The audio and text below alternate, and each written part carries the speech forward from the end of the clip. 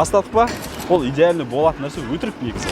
Біз не үшін ар жақтан бастады дегенде Бізде Эверест жобамыздың ең қызықты этапына келдік қазір. бізге тағы да бір плюсы, мына жердегі бір лестница 16 болған есебінен алынып тасталды. Ол біз ойлағаннан грубо көрінді, арасындағы шақтары басқасы. Жобаны сызып отқан кездегі эмоция бір бөлек, оны құрылыстың басында келіп көру ол мүлдем бөлек дүние. Заказчик өзі көрді, содан кейін заказчикке ұнамады ол нәрсе. Тура мына бәрін құрастырып болып, уже 12 метрлік тұрбан кесіп сағанбыз уже. Сварка тамып кетті мына жерім. Яғни мынау қол сияқты дәл осылай ступенька кететін болады. Необычный болады.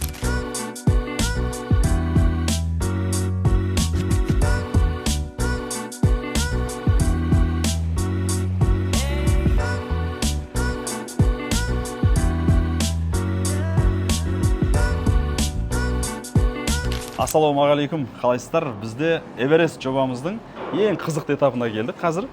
Алдыңғы фасад, өздеріңізге алдын поверхностына бір сырттай түсіндіріп өттік, суреттен де көрдіңіздер. Дәл қазір соның металдан жасалатын конструкциясының этапында тұрмыз. Сырт жақта жұмыстар жүріп жатыр. Кран қосылып тұр, кішкене шум болғандықтан біз ол этапқа бөлек тоқталамыз қазір. Ең маңызды этап бұл жерде біз қазір архитектор ретінде өзіміз жүрміз. Проектіге қатысты полный құрылысқа жауапты Рахим жүр басында, себебі бұндай моменттерде болмасақ, каждый қойылып жатқан жұмыс, каждый жасалып жатқан әр этап маңызды. Кішкене қателік кететін болса, жобадан ауытқу болады. Сол себепті біз қазір бұның басында толыққанды жүріп жатырмыз. Біз қазір ол жақта жұмыс жүре берсін. Раке, мынау лестницаға қатысты кішкене ақпарат беріп жіберейік. Не жасалып жатыр қазір? Бізде қазір цокольный этаждың лестницасының жұмысы басталды. Балдар уже опалкілер дайындап, размерлерін алды. Мына жерде лестницаның ступенька қанша штук болатынын көрінген. Оны да видеоға түсіріп өтсек болады. Ар жақта уже примерно сызу бойынша конструкция шығып тұр ғой, иә? Конструкция шығып тұр. Одан кейін мына жерді алатын болсақ, мына жерде бізде білесіздер, проектте второй свет. Біз не үшін ар жақтан бастады дегенде, тапсырыс берушінің талабы бойынша сызу барысында, яғни мына жердегі проем үлкендеу қалсын деп, оны да ескеріп кеткен, яғни ар жақтан түседі, что мына жердегі проем қысылып қалмау үшін. Ал екінші этажға шығатын бізде ступенька, лестницамыз, ол дизайн бойынша біз кішкене өзгеріс жасадық. Астындағы цокольный этаждағы стандартный болатын болса, үстіндегі лестницамыз, ол кейін суретін салып өтеміз, неге видеоға былайша айтқан кезде ригель жүреді, одан кейін висящий болып шығатын болады. Яғни мынау қол сияқты дәл осылай ступенька кететін болады. Необычный болады. Бастапқы жобада стандартты лестница көрсетілген. И ол бастапқы жоба бойынша бізде стандарт 15-ке 30 болды. Кейін ақылдасу барысында біздің лестницамыздың формасының, дизайнының өзгеру барысында осы мамандармен ақылдаса келе высотаны 16 сантиметр өзгерттік. Себебі арасындағы ашық тұрған эффект толыққанды көріну үшін. Бұл жердегі біздегі лестницаның өзі 10 сантиметр құйылады бетоны, одан кейін 6 сантиметр ашық қалады. Яғни біз егер 2-3 сантиметр примерно үстіне ағаш жабылатын болса, ол кезде арасындағы бізді ашық қалған жеріміз, яғни әдемілікті жоғалтпау үшін, соны сақтау үшін біз лестницаның биіктігін кішкене биіктеу болдық. Біз ойлаған эффект көрінбей қалайын деп. Одан кейін мына жерде бізде алдыңғы 15-те берілгенде, мына жерде бір ступенька үстіне түсу керек болған, яғни мына жеріміз проход кішкене тар еді. Ал кейінгі лестницамыз бізге тағы да бір плюсы, мына жердегі бір лестница 16 болған есебінен алынып тасталды, және мына жердегі проходымыз тағы да кеңейді. Ширинамыз үлкейді. Ширинамыз үлкейді. 16 сантиметр болған есебінен әр 1 сантиметрімізден осы бір ступенькінің высотасын алып тастадық біз қазір. Ол бізге плюске жұмыс істеді. Плюске жұмыс істеді. Таке қалай, Таке? Машалла, керемет. Металдан кез келген форманы шығарып беретін жігіттер міне. Мынау біздің ең маңызды сәтке келдік қазір. 4 стойкамыз. Алдында бірінші видеода закладнойлар көрінбей тұрды, беті ашылды, размерлері қойылды. Осыған қатысты толығырақ ақпарат беріп өтсін. Так, бірінші біз неден двутаврдан бастап айтып өтсек, өткен видеода айттық қой, біз двутаврлерді қойып кеттік. Қазір уже көріп тұрсыздар, мақсаты двутаврдың не үшін қойылғаны. Мынау біздегі қойылған стойкіге дополнительный усилениелер беріліп отыр, мына квадратный турба 18-ге 14, 180-ге 142 миллиметрмен. Мынау 3 турба, и мына перемешкені біз специально қойып алдық, что мынау 4 турбаны қойған кезде ары-бері ойнамау үшін, уровеньде тұру үшін біз жоғарыдан лазердің уровеньмен қойып, размерлерін шығарып, мына біреуін қойып алдық. Енді екінші жанынан да қазір тағы бір осындай размерде тағы бір квадратный турба қойылатын болады. И мынау бізде 160-та 120 размерлі профиль. Негізі басында бұның размері бізде басқаша болды. Бізде бастапқыда жоба бойынша 100-ге 200 еді. Біз ол профильде тек заказной болатын, ол көп уақыт алатын болғаннан кейін біздегі бар варианттарды қарастырып көрдік та, мына жерде көруге болады, мына төртеуін кеше біз көзбен көру үшін бірінші тоқып көрдік, каркасты құрастырып.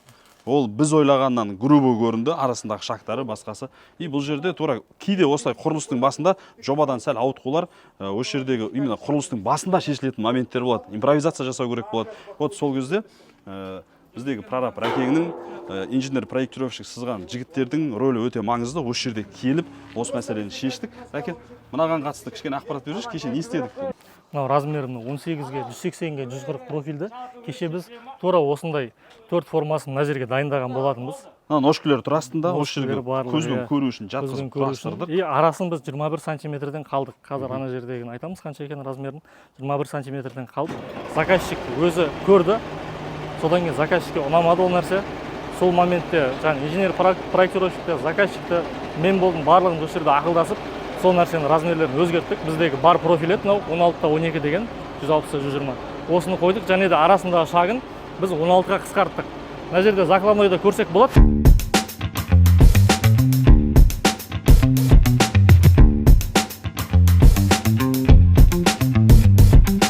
Маркермен сызып қойғанбыз. Мына алдыңғы профильдегі размердің орындары негізі осы жерден бастап түсу керек болған. Негізінен жерде көрсек болады. Мына мынау тұр, мынау орын тұр. Мына жақта и соңғы закладной бізде уже мына шетке келу керек болған. Мына жерден көрсеңіздер болады. Маркерде орны тұр. Қазір біз жылжыдық. И мынаның арасы бізде қазір 16 сантиметрден ашылды.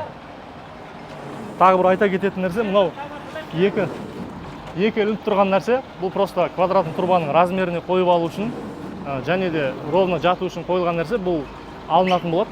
Біткеннен кейін полный монтаж қазір прихватка болып, бәрін бірге көтеру мақсатында жасалды бұл. Әдем.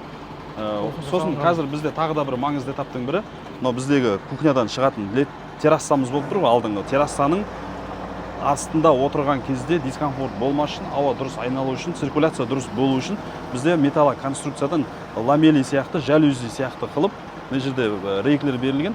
Соның ең основной конструкциясын қазір көтереміз. Одан кейін арасына қосымша жасайтын боламыз. Ол да өте маңызды этаптардың бірі. Мынау жобаны сызып отқан кездегі эмоция бір бөлек. Оны құрылыстың басында келіп көру, ол мүлдем бөлек дүние.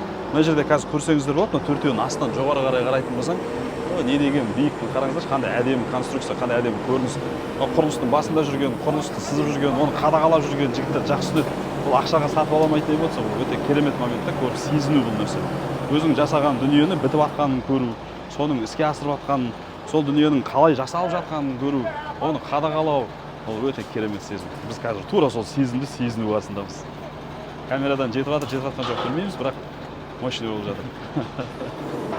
Тәке, бізде темір металлға қатысты Сәулет Групп компаниясының кез келген сложный, ең қиын формаларды шығаратын жігіттердің бірі бізде Тәкең. Тәке, қол көтеріп қойыңыз, Тәке, міне. Бұл жігіттер біз не сызып береміз, соны один в один, ешқандай өзгеріссіз, барлық сантиметр, миллиметрін сақтап отырып жасайды. Сол себепті кез келген әдемі, кез келген жаңағындай өзгеше фасадтарды жасау барысында бұндай мастерлердің, бұндай ұсталардың орны ерекше бізде. Негізі көп бізде енді қазақша контентте құрылысқа қатысты аздау ғой, бірақ көп жерлерде жаңағы біздің орыс ағайындар дейміз ба, не дейміз, ол кісілердің түсіріп жатқан контенттерді ютубта көбірек көретін болсаңыздар, бәрі прям идеальный, барлығы керемет болып жатады. Ол идеальный болатын нәрсе өтірік негізі. Құрылыстың қасында, құрылыстың басында ары-бері қателіктер болады. Дәл сондай бір қателіктің бірі қазір бізде болып жатыр. Біз не үшін бұл жерде жүргеніміздің бірден бір себебі, қазір мына сваркаға қатысты ұсталар 30 сантиметр артық алып қойған. Сол себепті қазір мынаны біздің стойкамызды қойып, қайтадан түсіріп, қазір қайтадан кесу барысында. Жалпы процесс осындай процесстер ғой, құрылыстың басында қадағаланатын. Қазір бұл қадағаланбаса, ертең толық жоба өзгеріп кетейін деп тұр. Жобаның 10 сантиметрге жылжуы деген сөз, ол біз күткен дүниенің, біз күткен фасадтың шықпауына ертең себеп болып қалуы мүмкін. Рәкен, не дейсіз, қосып алатын нәрсе бар ма? Мына жерде мен кеше негізі размерлерді белгілеп бергем. Стенадан 20 сантиметр қашу керек, и маркермен сызып белгіледім. Мынау қазір біріншісі орнына түсті, как раз размермен. Екіншісінде тура сондай қылып размерін беріп, маркермен сызып берген болатын. Ол да негізі осы размермен істелу керек болған. Бірақ жаңа бригадирден сұрасақ, 30 сантиметр қосын дейді. Не үшін қосын десем білмеймін дейді. Сол сияқты сосын басында қадағалау, осындай маңызды моменттерде обязательно басында болып қадағалаймыз. Жаңағыдай Нұрекең айтып өткендей, құрылыстың басында жалпы жұмыстың барысында ондай қателіктер болады. Ол заңдылық. Жаңағыдай заңдылық. Ол Инстаграмға жаңағыдай әдемі нәрселердің барлығын ютубқа болсын салып жатқан, оның көбісі өтірік нәрселер, тек қана жаңағыдай жақсы біткен жерлерін ғана түсіреді. Бірақ жаңағыдегідей бұл жерде ең главный нәрсе проекттен отклонение болмау керек. Одан кейін біздің нормативтік документтер бойынша өзінің допустимый отклонениелер бар.